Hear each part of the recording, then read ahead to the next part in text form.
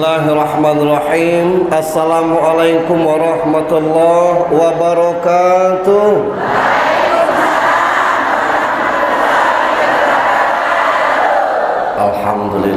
Alhamdulillahi rabbil alamin.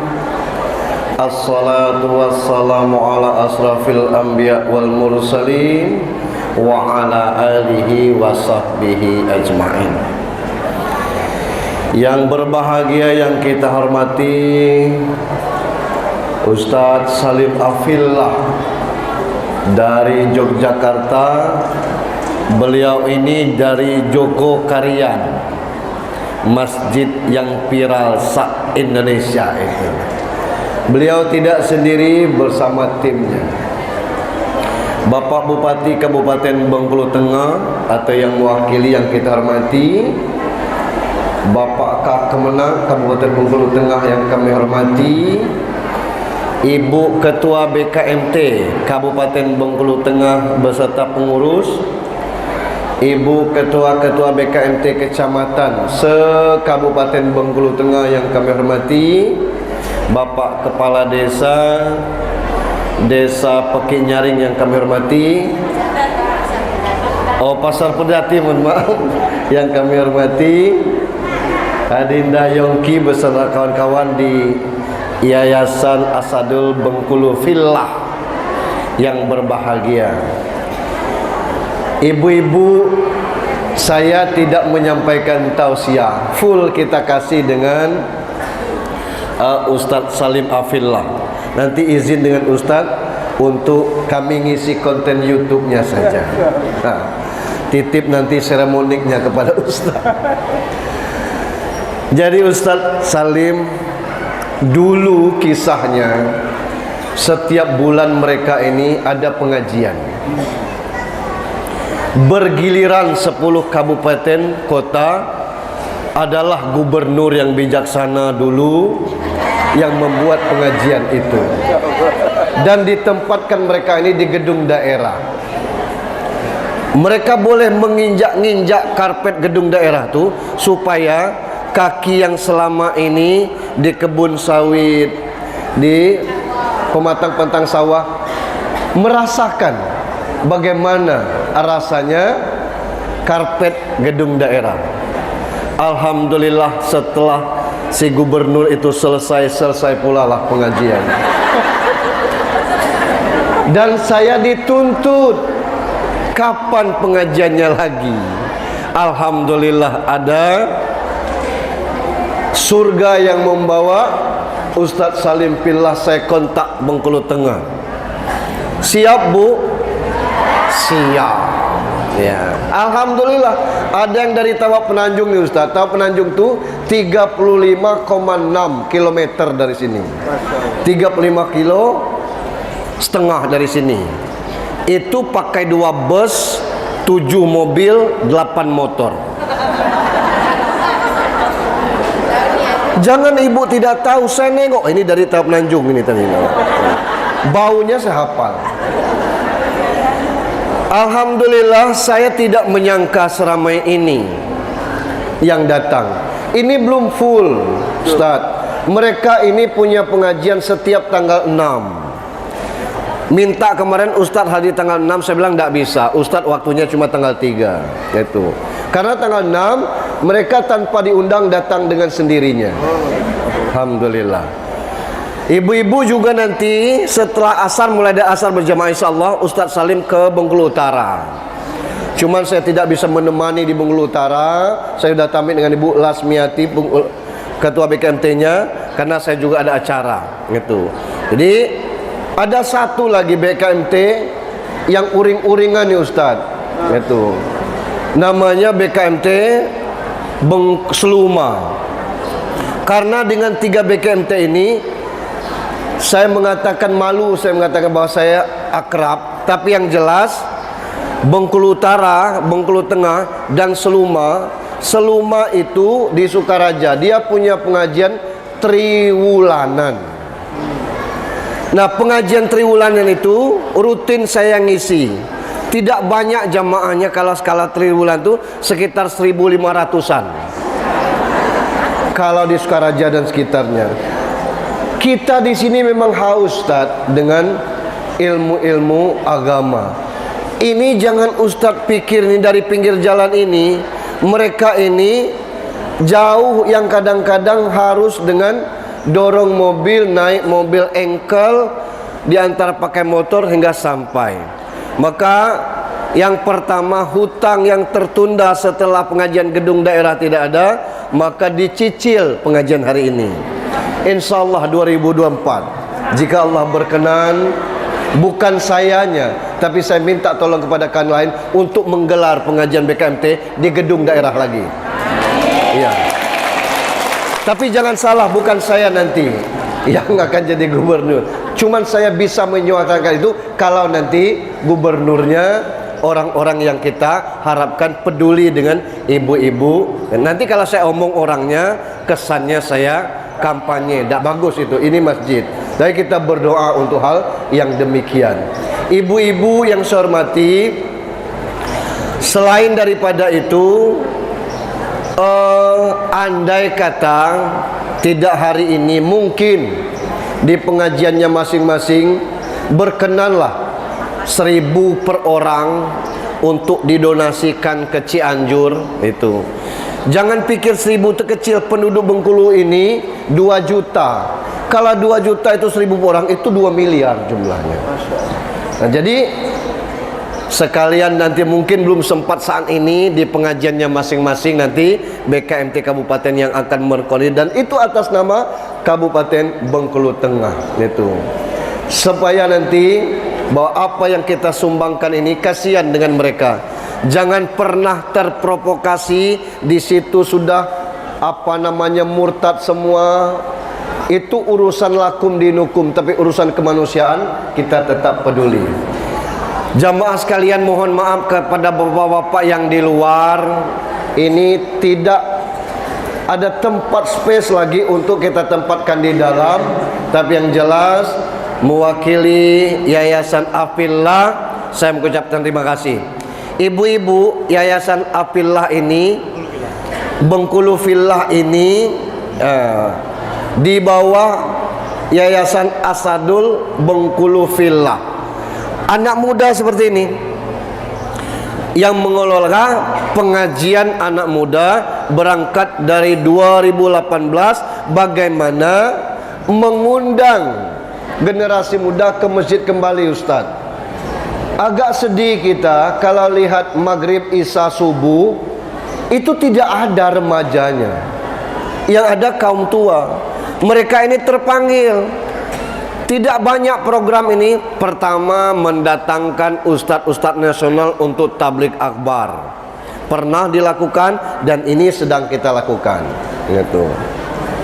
Yang kedua, berusaha untuk mengedukasi kawan-kawan generasi muda, menyemangatkan kawan-kawan muda bahwa berkiprah dari masjid, memanfaatkan masjid ini bisa dilakukan. Contohnya Masjid Jogokarian itu dimotori oleh kaum muda dan berhasil mencuri perhatian se-Indonesia. Jujur saya iri bagaimana mereka menantang jamaah. Hilang motor di halaman, akan dibeli merek yang sama dengan kualitas yang sama. Mana ada pengurus masjid yang sanggup begitu. Bengkulu Fillah belum sampai ke situ, tapi mencoba untuk itu. Kemudian jika ibu-ibu mungkin baju, celana yang mungkin enggak begitu terpakai lagi, bukan karena badan ibu gemuk, tapi mungkin lebih cepat besar dari sebelumnya, itu sehingga tidak muat. Bengkulu Fillah akan mengolah itu sehingga menjadi, bukan kita kasih bajunya, tapi kita kasih dalam bentuk yang sudah uangnya, sehingga bisa memanfaatkan untuk yang demikian. Dan ada juga yang diperhatikan adalah untuk anak yatim, yatim piatu dengan catatan di bawah umur 10 tahun. Untuk itu, bahwa kalau yatim piatu yang sudah umur 75, lebih banyak yang ngurusnya. Ibu-ibu, doakan kami Bengkulu Fillah tetap eksis walaupun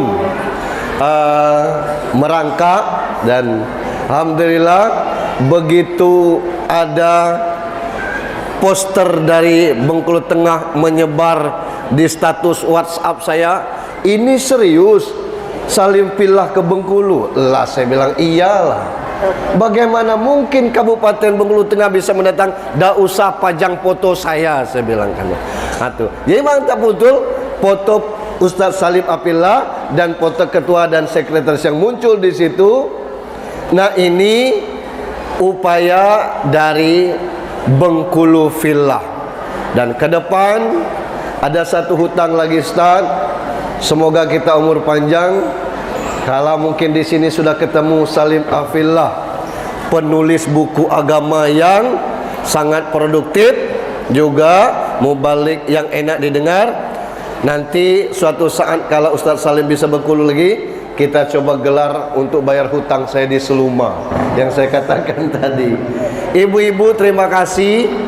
Saya mungkin batas itu penyampaiannya. Selebihnya kita rindu, kita ingin dengar bagaimana Ustadz Salim Fillah untuk menyampaikan pengalaman beliau dan tausiah. Tak usah segan-segan Pak Ustadz, insya Allah jamaah setia menunggu. Terakhir, andai kata ada yang berkenan berangkat, ada 10 seat lagi yang kosong, umroh bersama UJH di 17 Januari 2023. Jika berkenan dan mau berangkat, bisa bareng kita. Jadi 17 Januari 2023 berangkatnya. Saya bukan pemilik travel, saya hanya diminta untuk jadi pembimbing jamaah saja. Saya pikir demikian. Mohon maaf, terima kasih Ustaz. Maaf juga kalau misalnya pelayanan dan cara penyambutan kurang pas. Dan sekali lagi saya tidak bisa mendampingi ke Bengkulu Utara. Sekitar perjalanan 1,5 jam dari Ustaz. Nikmati saja nanti. Saya juga ada kegiatan di Bumi Ayu. Di sini ada namanya juga Bumi Ayu untuk selepas zuhur nanti. Terima kasih, mohon maaf.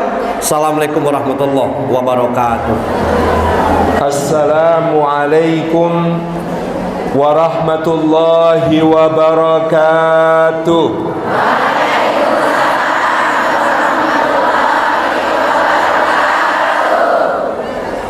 Alhamdulillahi haqqa hamdi. Alhamdulillahi hamdan katsiran tayyiban mubarakan fi. Nahmaduhu wa nasta'inuhu wa nastaghfiruhu wa nastahdi wa natubu ilaihi wa la na'budu illa iyyahu wa natawakkalu alaihi.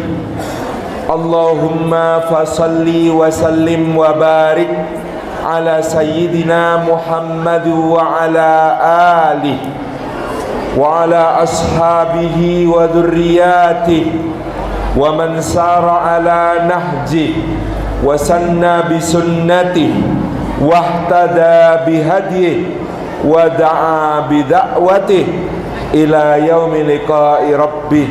Amma ba'du. Hadratal afadil, hadratal mukarramin, para alim, para ulama, para asatid, para ustazat, guru-guru umat. Wabil khusus yang kita takdimi guru kita semua, UJH, Ustadz Junaidi Hamzah, beserta rekan-rekan Bengkulu Fillah yang memfasilitasi acara kita hari ini. Yang kita muliakan Ketua Badan Kontak Majelis Taklim Kabupaten Bengkulu Tengah beserta seluruh jajaran pengurus dan semua anggota.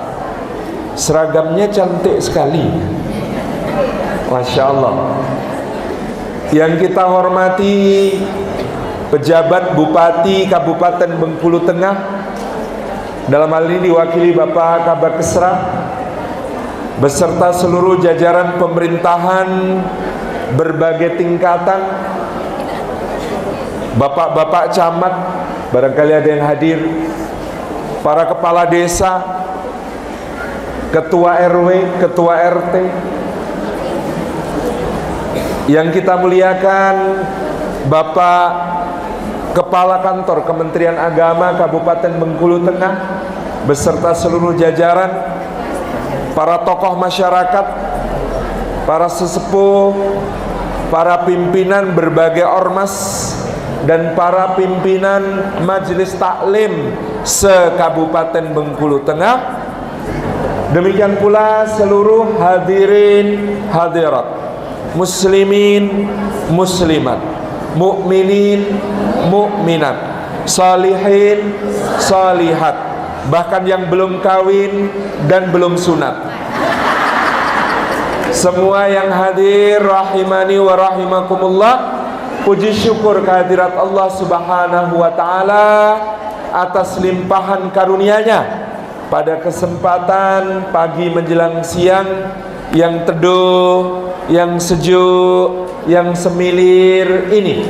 Kita dihimpun di Masjid Muttaqin, rumah Allah yang mulia ini. Mudah-mudahan setiap langkah yang kita tempuh ke tempat ini menggugurkan dosa-dosa kita. Mudah-mudahan setiap langkah yang kita tempuh ke tempat ini meninggikan derajat kita di sisi Allah. Mudah-mudahan setiap langkah yang kita tempuh ke masjid ini menjadikan mudah jalan kita semua menuju surga. Dan duduk kita semua termasuk taman di antara taman-taman surga, tempat Allah mencurah-curahkan rahmat-Nya, menaungkan sayap-sayap malaikatnya, menurunkan sakinah ke dalam hati kita, menyebut-nyebut nama kita semua dengan bangga pada makhluk-makhluk mulia yang ada di sisinya. Amin amin Allahumma amin.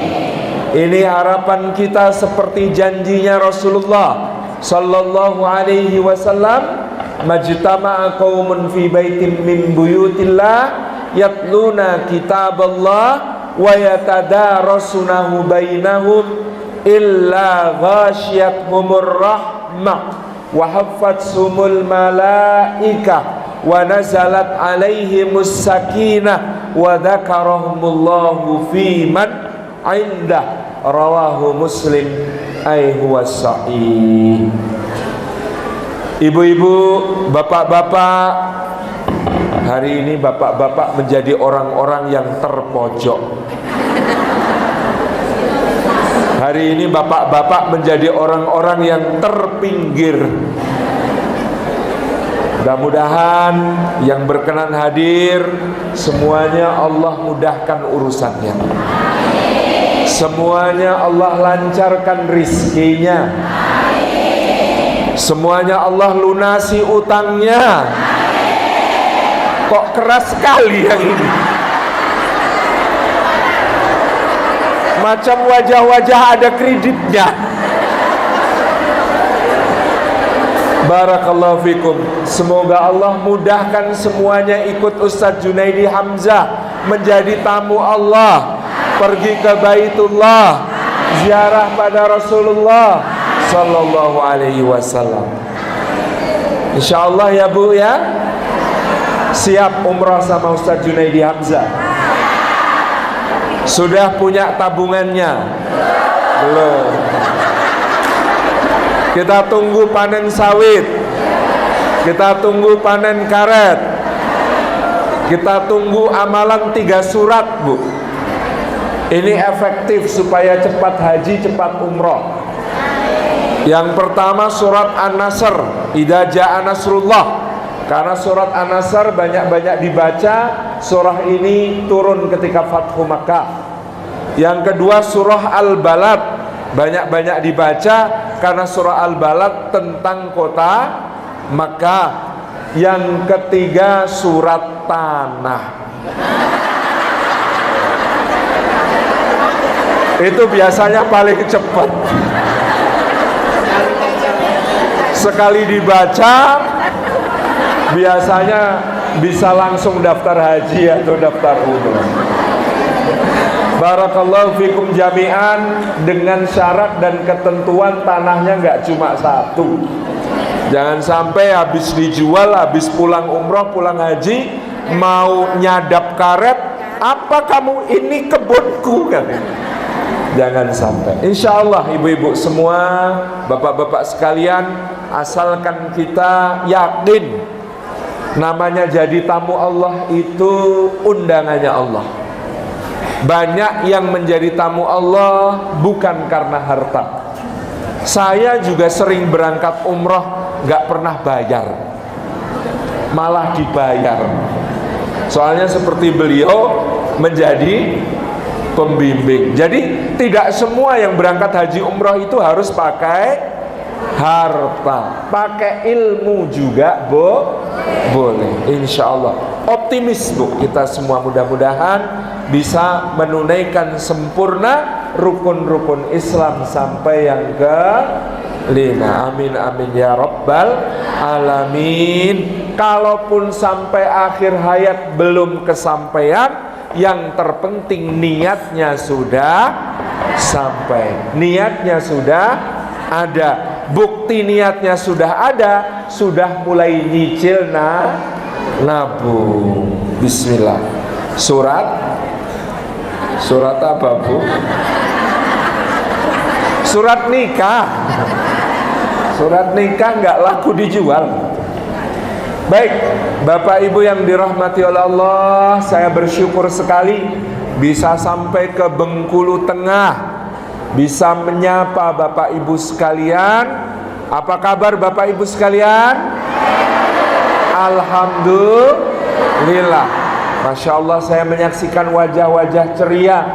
Sudah lama barangkali sejak pengajian terakhir di gedung daerah Bengkulu. Rindu kita ya Bu ya. Mudah-mudahan nanti bisa pengajian lagi di sana. Amin. Dan hari ini saya izin menyampaikan satu hadis yang ringkas namun disifati oleh para ulama sebagai jawami'ul kalim, termasuk ucapannya Rasulullah sallallahu alaihi wasallam yang singkat tapi padat, yang ringan tapi dalam, yang pendek tapi luas. Ini hadisnya diriwayatkan dari sahabat Mu'adz bin Jabal radhiyallahu anhu. Demikian pula dari sahabat yang mulia Abu Dzar Al-Ghifari radhiyallahu anhu, di mana Nabi sallallahu alaihi wasallam bersabda, ittaqillaha haitsuma kunta wa atbi'is sayyi'atal hasanata tamhuha wa khaliqin nasa bihuluqin hasan. Sadaqa Rasulullah sallallahu alaihi wasallam. Ada yang hafal hadis ini? Belum? Ada yang pernah dengar hadis ini ibu-ibu? Pernah? Barusan. Hadis yang ringkas dan pendek tapi menjadi petunjuk kehidupan yang sangat mendalam. Apa sabda Nabi sallallahu alaihi wasallam? Ittaqillaha haitsuma kunta. Yang pertama-tama, bertakwalah kepada Allah dimanapun kamu berada. Yang kedua, kata Nabi sallallahu alaihi wasallam, wa atbi'is sayyi'atal hasanata tamhuha, dan segeralah susuli keburukan yang terlanjur dengan kebaikan supaya bisa menghapusnya. Dan yang ketiga, wa khaliqin nasa bi khuluqin hasanin, dan berakhlaklah kepada sesama manusia dengan akhlak yang baik. Maka paripurna sabda Rasulullah sallallahu alaihi wasallam menjadi petunjuk kehidupan kita. Ada berapa, Bu? Ada 3. Apa saja? Yang pertama, bertakwalah kepada Allah dimanapun berada. Yang kedua, susuli keburukan yang terlanjur dengan kebaikan supaya bisa menghapusnya. Yang ketiga, berakhlak kepada sesama manusia dengan akhlak yang baik. Mari kita uraikan satu persatu. Indah sekali sabda Rasulullah sallallahu alaihi wasallam. Ini yang pertama, bertakwa kepada Allah dimanapun berada. Ada yang tahu apa yang dimaksud dengan takwa? Bu, tunjuk tangan yang bisa, ada hadiahnya. Silakan, Bu. Dari sebelah sana, apa takwa, Bu? Apakah takwa itu, Bu? Oh, pakai mic. Sebentar kalau begitu, kalau pakai mic. Oh, yang sana dulu, Bunda. Maaf. Tenang, Bunda, nanti dapat kesempatan. Yang sana dulu. Apa, Bu, takwa itu? Takwa adalah ketaatan hamba Allah kepada Allah dan mengikut peraturan-peraturan dari Allah Subhanahu wa taala dan mentaatinya. Dari majelis taklim mana, Bu? Dari Majelis Taklim Nurul Iman, Kecamatan Matamiga, Desa Kebun Logas. Tepuk tangan untuk beliau. Namanya siapa, Bu? Nama saya Devi Nurmalela. Devi Nurmalela. Bagus sekali namanya. Baik, Bu, ini bukan untuk apa namanya, jangan dilihat jumlahnya tapi maju ke depan karena ini ada uang baru. Udah punya uang baru, Bu? Belum. Memang agak-agak belakangan Bengkulu dapatnya ya. Silakan, Bunda. Ini insya Allah mudah-mudahan berkah, bisa untuk menjadi hal yang memberi manfaat dunia dan akhirat. Pekerjaan apa, Bunda? Penyuluh pertanian. Penyuluh pertanian, bisa untuk beli bensin. Barakallah. Silakan, Bunda. Ada lagi yang punya jawaban berbeda? Oh, Bunda yang tengah, yang di sebelah sana ya, yang tadi paling cepat.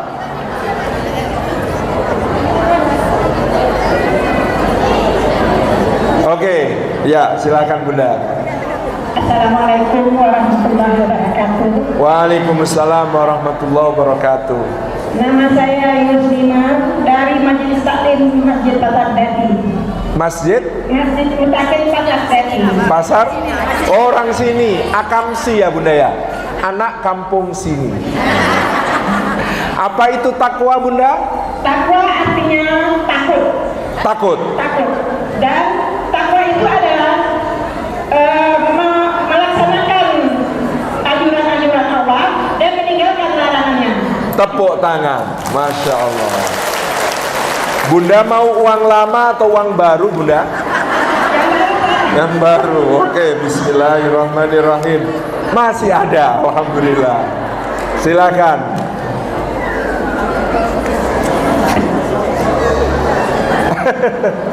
Boleh. Bunda pekerjaannya apa, Bunda? Ibu rumah tangga. Ibu rumah tangga. Bapak pekerjaannya apa, Bunda? Nelayan. Nelayan, Masya Allah. Mudah-mudahan dapat ikan besar-besar. Mudah-mudahan harga ikan bagus. Jujur saja tadi malam cari ikan bakar nggak ketemu. Sudah kehabisan. Siap, barakallah Bunda. Terima kasih Bunda. Ada lagi satu sebelah sana mungkin. Yang paling ujung. Berdiri Bunda, berdiri yang paling ujung ya.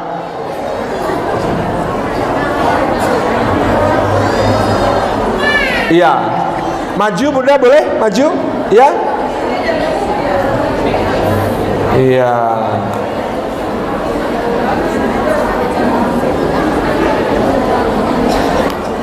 Ini ibu-ibu majelis taklim, Masya Allah, definisinya tentang takwa mantap-mantap. Rajin ikut majelis taklim berarti tidak ngantuk. Silakan Bunda, namanya Bunda? Namanya Ibu Rohaiza. Ibu Rohaiza. Majelis Taklim Kecamatan Pematang 3. Pematang 3. Masjid Al-Fatah. Oh, Masjid Al-Fatah. Baik. Apa itu takwa Bunda? Takwa adalah mentaati segala perintah Allah dan menjauhi segala larangan Allah. Betul, kita berikan tepuk tangan. Tahu dari mana Bunda? Dari Ustadz tuh lah Pak ya. Masya Allah. Bunda mau uang baru juga Bunda? Mau nggak?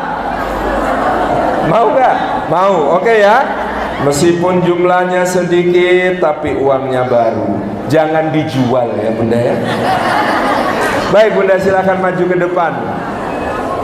Daerah pedalaman yang ekstrim. Oh Masya Allah. Jauh ya Pematang 3. Bunda jauh rumahnya. Berapa lama perjalanan Bunda? 2 jam. Sampai sini 2 jam. Karena 2 jam dapatnya 2. Barakallahu fiikum. Beliau honorer di salah satu madrasah. Masya Allah, Masya Allah. Barakallah Bunda. Mudah-mudahan dimudahkan semua urusan. Baik. Masih ada yang ngacung? Nanti nggak selesai ngajinya. Kita ngaji dulu ya. Nanti mudah-mudahan ada pertanyaan berikutnya.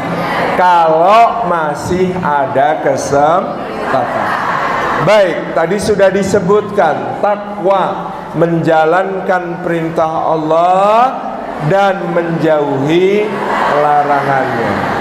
Tapi ada pengertian takwa yang paling mudah diamalkan, yaitu ketika satu hari Sayyidina Umar bin Khattab bertanya kepada Sayyidina Ubay bin Ka'ab, "Wahai Ubay bin Ka'ab, imamnya Masjid Nabawi."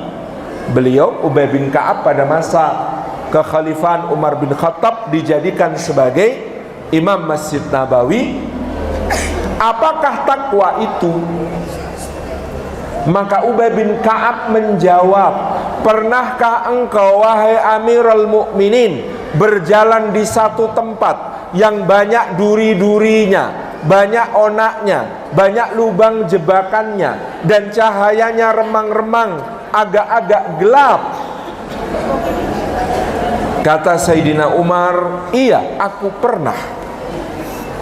"Apa yang kau lakukan ketika itu?" Maka Sayyidina Umar menjawab, "Aku berhati-hati."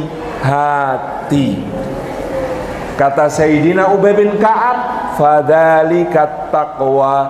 Itulah yang disebut sebagai takwa. Hati-hati. Masya Allah. Kenapa kok hati-hati? Karena kita menjaga diri dan agama kita supaya selamat di dunia dan akhirat. Maka takwa artinya hati-hati. Kenapa kok hati-hati? Satu, karena Allah senantiasa mengawasi, melihat, mencatat amal perbuatan kita. Maka Nabi SAW mengatakan, ittaqillaha haitsuma kunta. Bertakwalah kepada Allah dimanapun kamu berada. Artinya hati-hatilah dimanapun kamu berada, karena Allah selalu melihat, mengawasi dan mencatat amal perbuatan kita.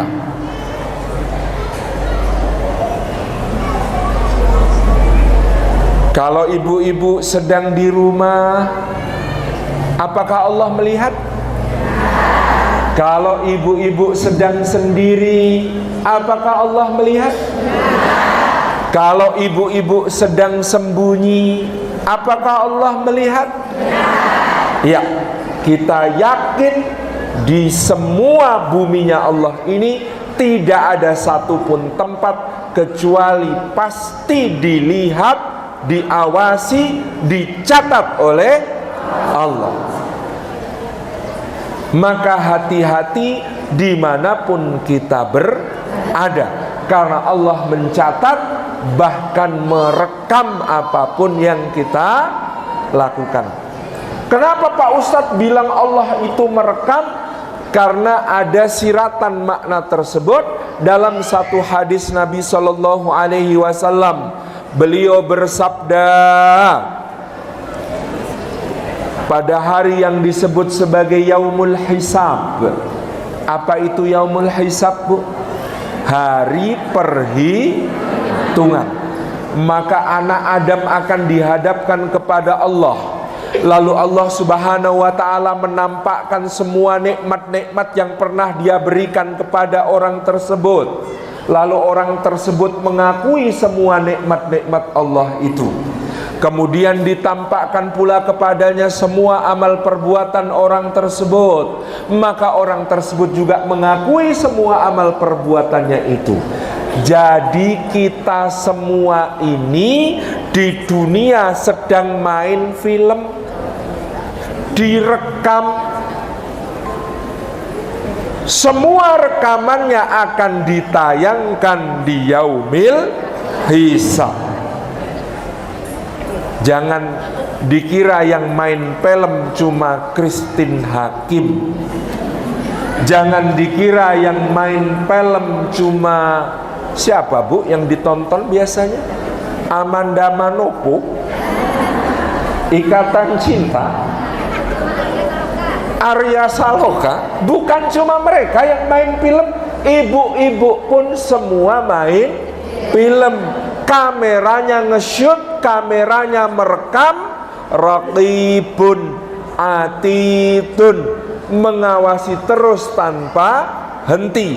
Kameranya raqib dan atid, kameranya itu tidak pernah habis baterai. Kameranya raqib, kameranya atid tidak pernah penuh memori. Nge-shoot terus dari sejak kita balik sampai kita mati, dari sejak kita bangun tidur sampai kita tidur lagi, semuanya ada rekamannya. Maka Nabi SAW melanjutkan sabdanya, ketika diperlihatkan semua nikmatnya dan diperlihatkan semua amal perbuatannya, maka hamba-hamba Allah di Yaumil Hisab akan merasa malu kepada Allah. Kenapa merasa malu? Ternyata banyak nikmat Allah justru digunakan untuk maksiat kepada Allah. Ternyata banyak nikmat Allah justru digunakan untuk berdurhaka kepada Allah. Ternyata banyak nikmat dari Allah justru digunakan untuk berdosa kepada Allah. Ibu-ibu kalau nangis biasanya pegang mulut atau pegang mata? Pegang mulut rata-rata ibu-ibu ya.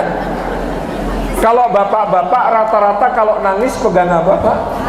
Nutup mata, Bu. Itu bapak-bapak. Kalau ibu-ibu pegang, kira-kira kenapa, Bu?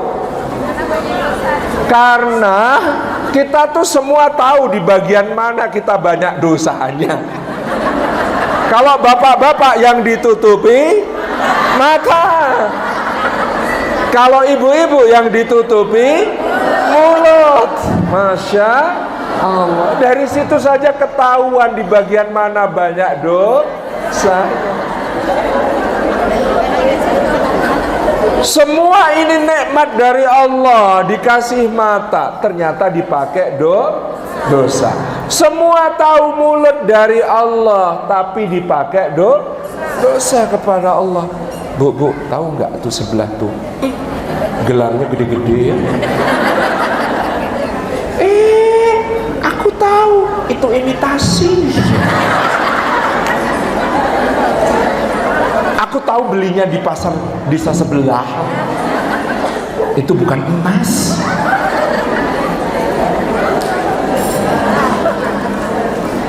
Pengajian padahal ya. Ngomongin gelangnya orang sebelahnya gitu.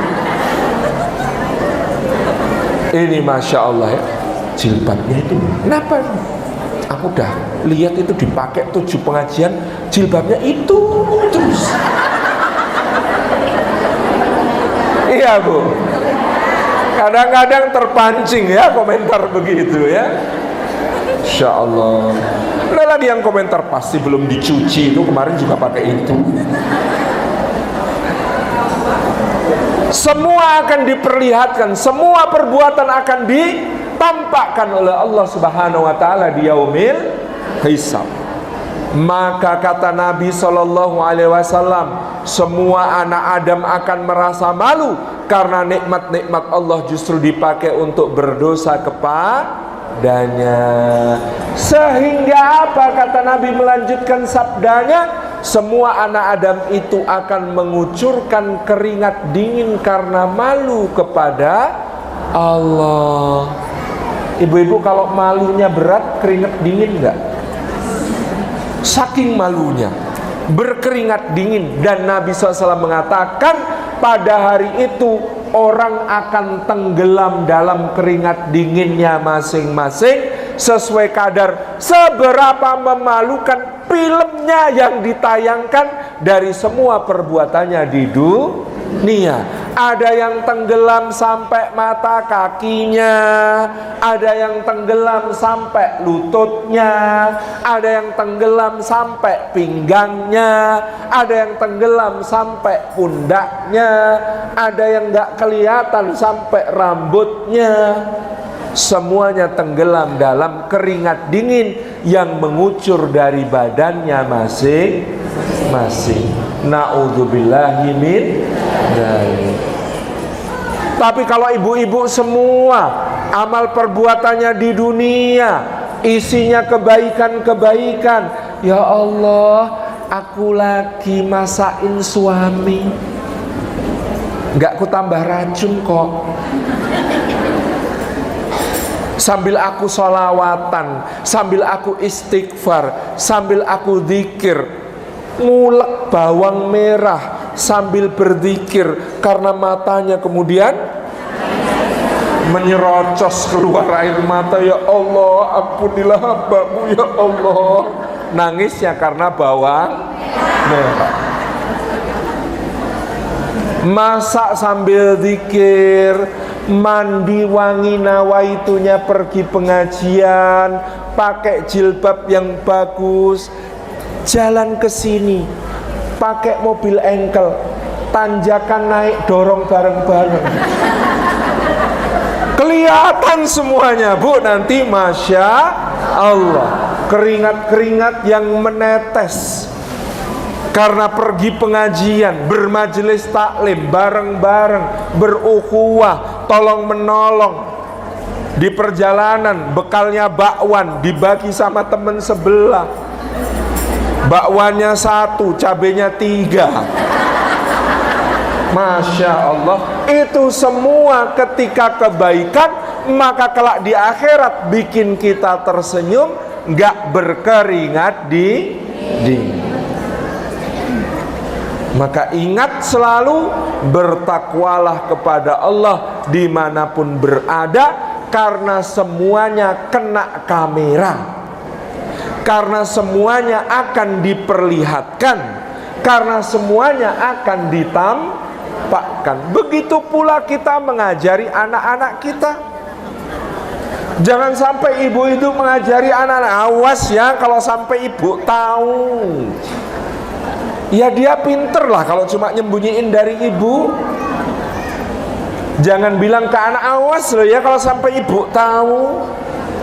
Gak perlu tuh. Katakan kepada anak kita, nak, dimanapun meskipun ibu gak lihat, Allah lihat loh nak.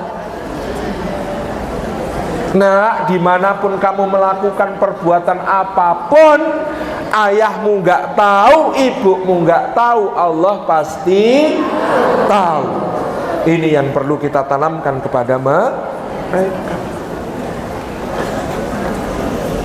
Bertakwalah, hati-hati dimanapun berada. Hati-hati pula dalam segala tindak tanduk kita, karena semua akan dipertanggungjawabkan.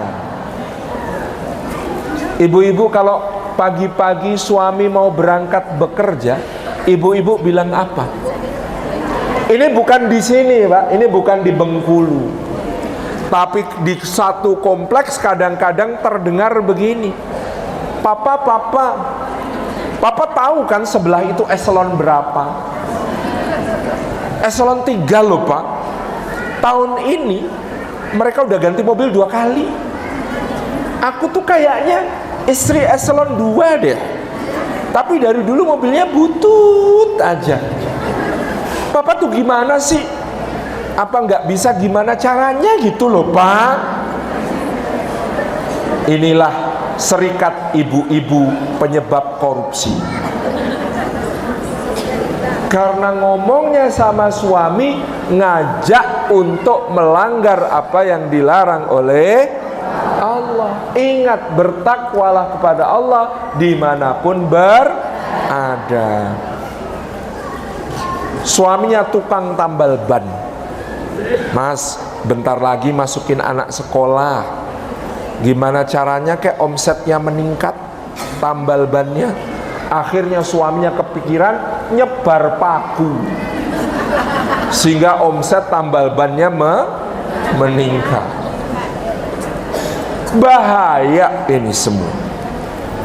Tapi kalau ibu-ibu di Bengkulu, Masya Allah, saya lihat-lihat ini semuanya anggota BKMT, Badan Kontak Majelis Taklim, maka pasti pagi harinya ngomong begini sama suami-suami, papa sayang, pokoknya kalau pulang ke rumah bawa yang halal ya. Kami ini kalau disuruh lapar dikit-dikit masih kuat, tapi kalau suruh menghadapi api neraka gara-gara barang haram, kami nggak akan kuat. I love you. Muah.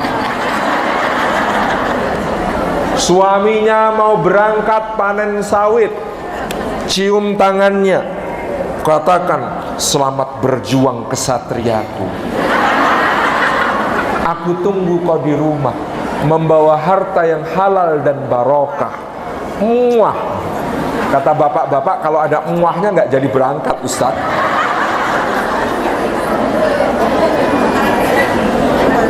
Ittaqillaha haitsuma kunta. Bertakwalah kepada Allah dimanapun Ini kita sudah berapa bulan setelah Ramadan, ibu-ibu? Sudah ada 7 bulan. Sudah. Menuju Ramadan sudah tinggal berapa bulan ini? 4 bulan. Oh, Masya Allah, cepat sekali ya semuanya. Nah, kita Ramadan diajari takwa sama Allah. Ibu-ibu ada enggak yang siang-siang Ramadan? Siang-siang Ramadan, mumpung enggak ada orang, lempuk durian. Terus habis itu, habis makan lempuk durian sama apa? Minum apa sini Bu? Yang soger gitu. Apa? Kalamansi. Minum kalamansi siang-siang, seruput. Habis itu ambil tisu, gosok-gosok bibir. Terus kemudian ketemu teman-teman anggota BKMT, ngomong, ih panas banget ya puasanya. Ada Bu yang begitu? Gak ada, mana ada orang siang-siang kemudian melakukan hal semacam itu ketika dia puasa. Jangankan itu, wudhu, sholat duhur saja, kumur-kumur. Ada yang dikorupsi nggak, Bu? Kumur-kumur wudhu itu loh, ada yang ditelan nggak, Bu? Enggak. Kenapa kira-kira? Padahal sebelahnya nggak ada yang tahu, sebelahnya nggak ada yang lihat. Kenapa kok nggak dilakukan? Karena yakin Allah tahu. Tapi sayangnya kadang-kadang kita cuma merasa begitu dalam soal puasa. Di soal-soal yang lain nggak merasa begitu. Maka perasaan itu harus terus kita jaga. Allah Maha melihat, Allah Maha mendengar, Allah Maha mencatat amal perbuatan kita. Maka bertakwalah kepada Allah dimanapun berada. Ini yang pertama. Yang kedua tadi apa, Bu? Wa atbi'is sayyi'atal hasanata tamhuha. Dan segera susuli keburukan yang terlanjur terjadi dengan kebaikan supaya bisa menghapusnya. Ibu-ibu merasa, ya Allah, tadi pagi berangkat ke majelis taklim, kok ya sempet-sempetnya ngerasanin Pak Lurah, kok ya sempat-sempatnya gosipin Bu Lurah, Bu Kades. Maka susuli segera dengan kebaikan. Ketika kita baru melakukan keburukan, langsung infak 1 miliar. Ya Allah, hamba menebus dosa. Tadi saya ghibah, saya bergunjing, ini saya berinfak 1 miliar, Bu, niatnya.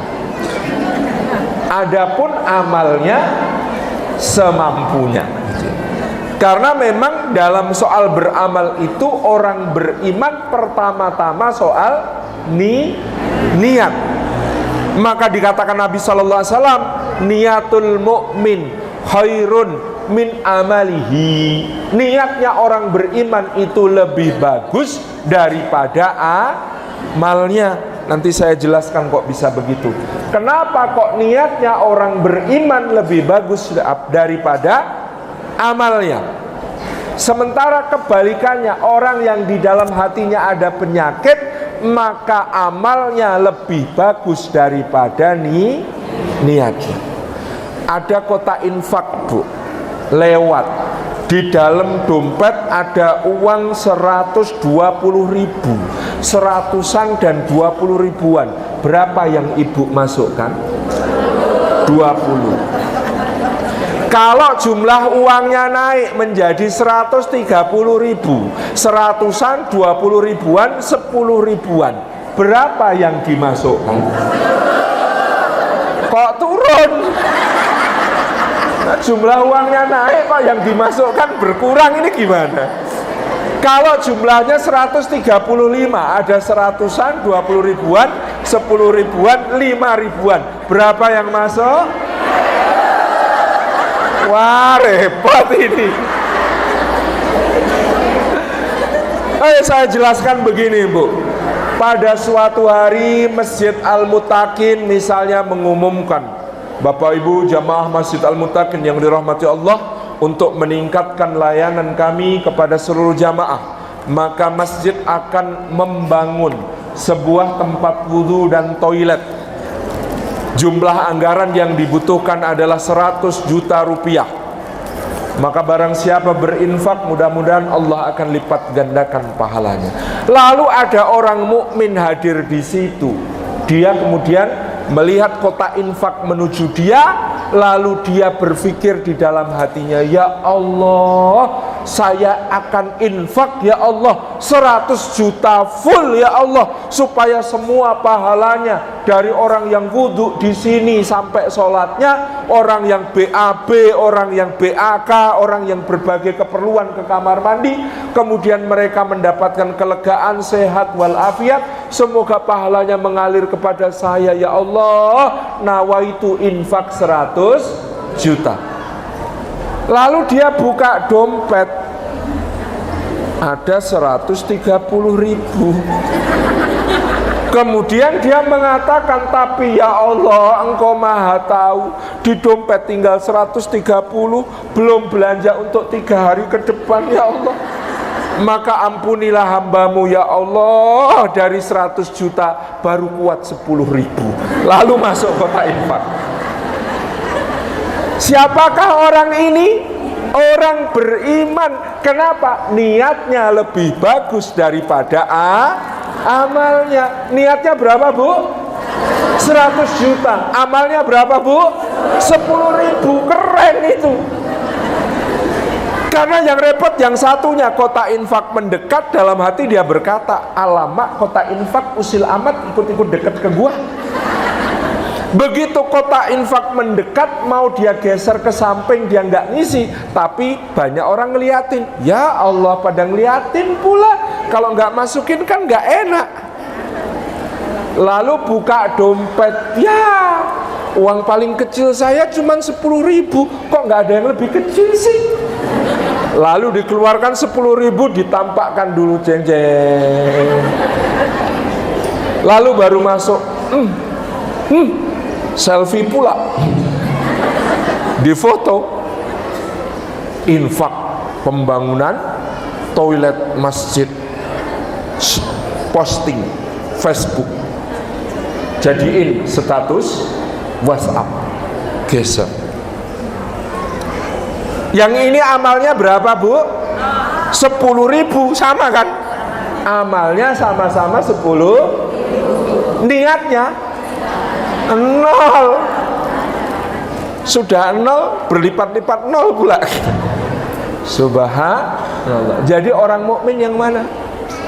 Yang pertama. Makanya tadi begitu ibu-ibu dengar Ustadz Junaidi Hamzah, sisihkan 1.000 untuk Cianjur. Macam mana Ustadz ini? Masa cuma 1.000 bantu saudara? Saya lu 1 miliar.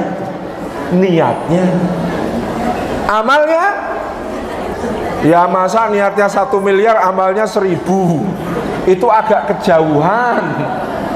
Berapa, Bu? Misalnya 100.000, misalnya 50.000, misalnya 20.000. Itu saudara-saudara kita yang sedang tertimpa musibah. Makanya ini contoh bagaimana segera susuli hal yang buruk dengan kebaikan supaya bisa menghapusnya. Ibu-ibu sudah berdosa apa hari ini? Banyak Ustadz, tapi yang paling saya ingat tadi pas Ustadz masuk, ini Ustadz atau dukun kostumnya macam itu, suudzon sama Ustadznya, misalnya begitu. Ya. Dalang ya, asal bukan dalang kerusuhan aja tidak apa-apa. Jadi perintah Nabi SAW, kalau kita sadar kita baru melakukan keburukan, segera susuli dengan kebaikan. Tapi jangan dibalik. Maksudnya dibalik gimana Pak Ustadz? Aku mau maksiat sampai jam 12, habis itu jam 12 ke atas mau banyak-banyak istighfar. Boleh nggak begitu? Masalahnya kita belum tahu umur kita sampai jam 12 atau tidak. Jadi jangan direncanakan. Maksudnya keburukan yang terlanjur, yang sudah terjadi, yang kita tidak sengaja mungkin gitu ya. Lalu kita sadar, segera susuli dengan kebaikan. Makanya ada cerita lucu di zaman sahabat Nabi, namanya Sayyidina Abdullah bin Abbas radhiyallahu anhu, sepupu Nabi. orang yang sangat mulia. Beliau sedang pengajian macam ini di Masjid Taif. Beliau menjelaskan Allah Maha Pengampun. Allah itu seberapapun dosa kalian, kalau kalian bertobat Dia pasti akan mengampuni. Meskipun dosa kalian sebanyak butir pasir di pantai, ampunan Allah seperti lautan luas. Meskipun dosa kalian menggunung seperti gunung apa tadi? Bungkuk, gunung tertua di dunia, sampai terbungkuk-bungkuk gitu ya. Tetapi ampunan Allah bagaikan langit yang luas. Jadi Ibnu Abbas baru saja menjelaskan begitu. Lalu ada seorang pemuda tanya, wahai Ibnu Abbas, kalau saya bunuh orang, apakah dosa saya akan diampuni? Ibnu Abbas selalu mengatakan, tidak, demi Allah, dosamu tidak akan diampuni. Jamaahnya bingung, ini gimana sih Ibnu Abbas ini? Tadi bilangnya semua dosa bakal diampuni. Ampunan Allah lebih luas. Rahmat Allah mendahului murkanya. Kenapa ada pemuda bertanya, kalau aku membunuh orang apakah dosaku diampuni? Kenapa Ibnu Abbas jawab, dosamu tidak diampuni? Setelah pemuda itu pergi, Ibnu Abbas baru menjelaskan, karena pemuda itu belum membunuh, baru niat aja. Kalau saya bilang dosamu diampuni, berangkat dia membunuh, saya ikut dosa, kata beliau. Dan kan membunuh orang itu belum tentu sukses. Ya iya, kalau masih sempat bertobat. Kalau habis bunuh dikeroyok yang lain lalu mati tanpa sempat bertobat, gimana ceritanya? Maka ini soal yang terlanjur. Kalau bisa jangan sampai meniatkan yang jelek, jangan sampai meniatkan yang buruk. Kalau niat yang baik, karena niat yang baik sudah dapat pahala utuh. Allahumma sholli ala Muhammad, Allahumma sholli wa sallim wa barik alaihi. Jadi ibu-ibu yang dirahmati Allah, ini yang kedua. Kalau melakukan keburukan, segera susuli dengan kebaikan. Yang ketiga, wa khaliqin nasa bi khuluqin hasan, dan berakhlaklah kepada sesama manusia dengan akhlak yang baik. Apa yang dikatakan Nabi? Berakhlaklah kepada orang Islam? Bukan. Berakhlaklah kepada orang beriman? Bukan. Kata Nabi, berakhlaklah kepada semua manusia dengan akhlak yang baik.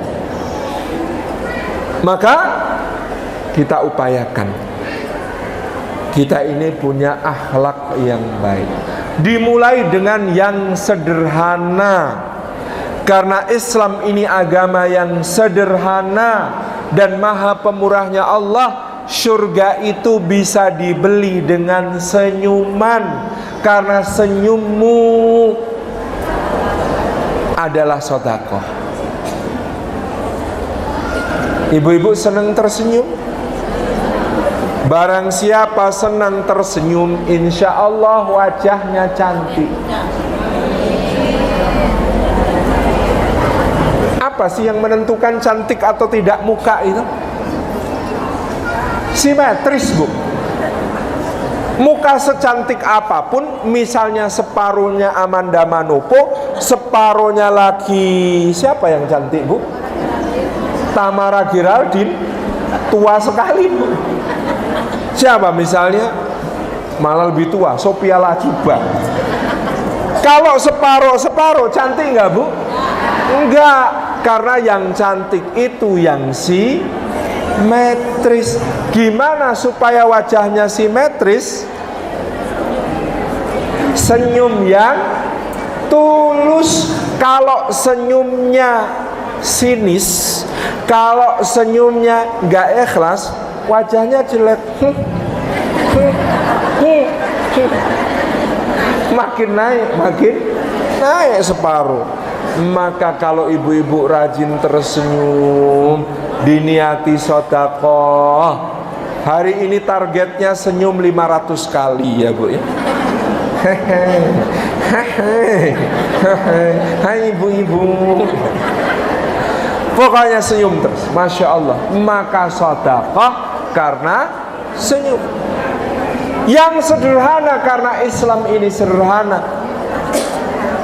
Jangan meremehkan kebaikan, kata Nabi SAW. Meskipun hanya dengan talaqatul wajah, wajah yang berseri-seri. Hai, assalamualaikum Bu, sehat. Berseri-seri wajahnya, senang berjumpa orang lain. Ya, Masya Allah, itu menjadi akhlakmu. Mengatakan yang baik. Man kana yu'minu billahi wal yawmil akhir falyaqul khairan aw liyasmut. Siapa yang beriman kepada Allah dan hari akhir, maka hendaklah dia mengucapkan yang baik, atau kalau nggak bisa mengucapkan yang baik, dia diam. Sederhana, akhlak itu sederhana. Wa man kana yu'minu billahi wal yawmil akhir fala yu'di jarah. Siapa yang beriman kepada Allah dan hari akhir, jangan suka menyakiti tetangganya.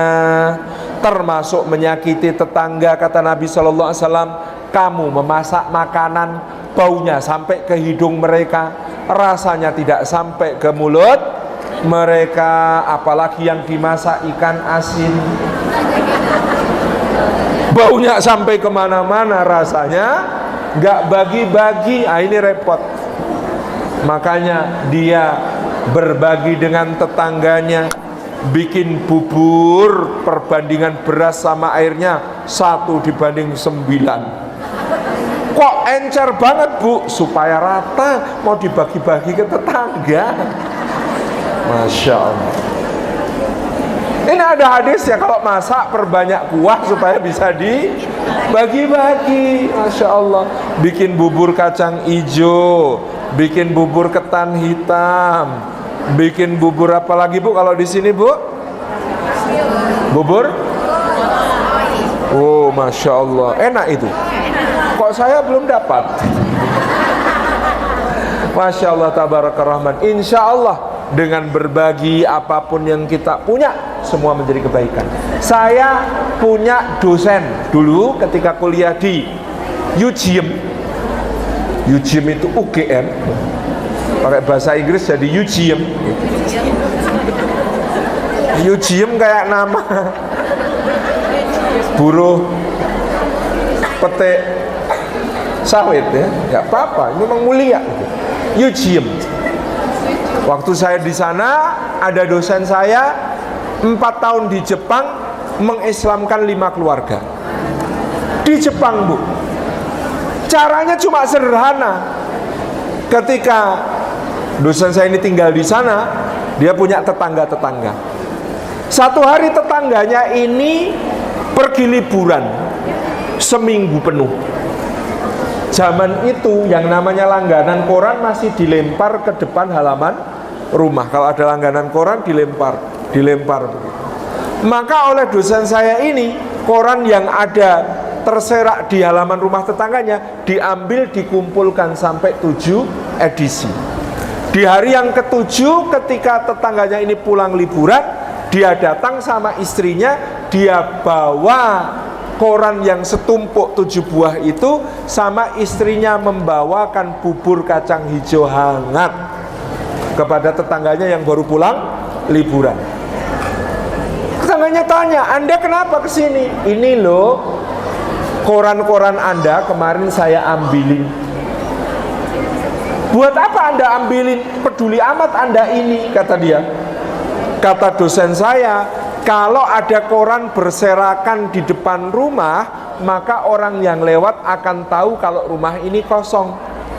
Saya khawatir ada yang tahu rumah kosong, lalu muncul niat jahat. Karena kejahatan bukan hanya terjadi karena niat pelakunya, tetapi karena ada kesempatan.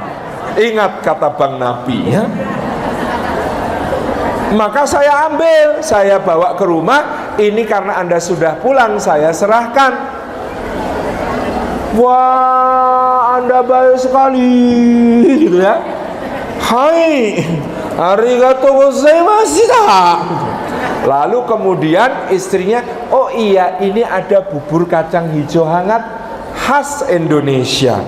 Coba cicipin, mudah-mudahan cocok rasanya. Makanlah burjo, minta nambah. Akhirnya kemudian banyak berbincang-bincang, banyak berdialog, banyak berdiskusi. Hanya karena hal yang sederhana, meninggalkan Jepang dengan Masya Allah mengislamkan sampai 5 keluarga. Luar biasa. Wa khaliqin nasa bi khuluqin hasan. Berakhlaklah kepada sesama manusia dengan akhlak yang mulia. Cukup sampai di sini.